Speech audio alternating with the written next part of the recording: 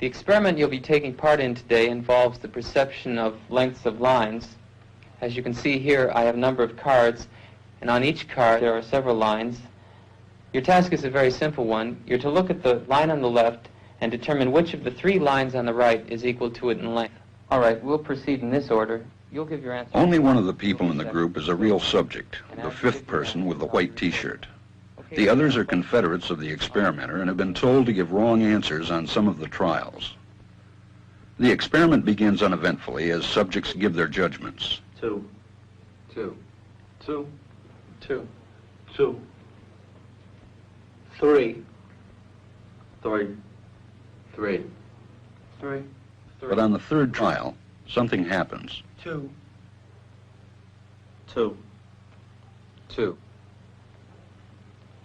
2, 2. The subject denies the evidence of his own eyes and yields to group influence.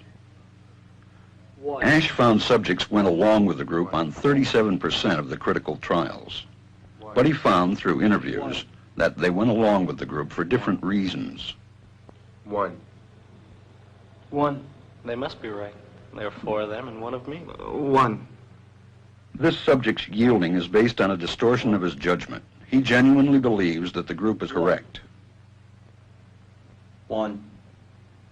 1. 1. 2. 1. 2.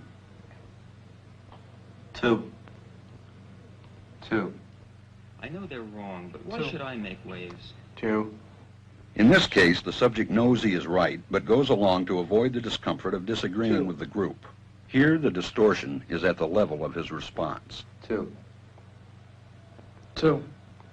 2. 2. In the previous experiment, the naive subject stood alone against the group.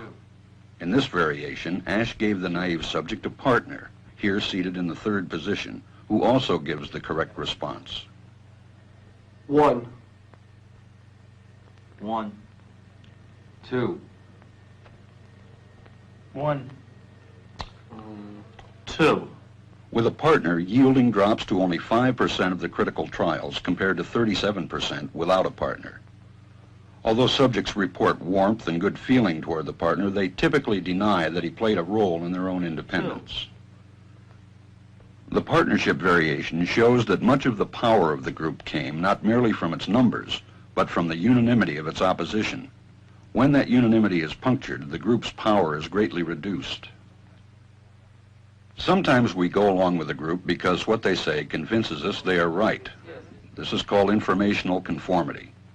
But sometimes we conform because we are apprehensive that the group will disapprove if we are deviant. This is called normative conformity. The strength of the normative factor is shown in another variation carried out by Ash. In this variation, the subject is told that because he had arrived late, he would have to write his answers. Subjects in this private response experiment are exposed to the same amount of misleading information as other subjects, but they are immune from any possible criticism by the group. 1. 1. 1. And this enormously reduces the pressure to conform. Conformity drops by 2/3. Ash's experiment is a classic. It reveals how people will deny what they see and submit to group pressure. It allows us not only to observe conformity, but to study the conditions that increase or reduce its occurrence.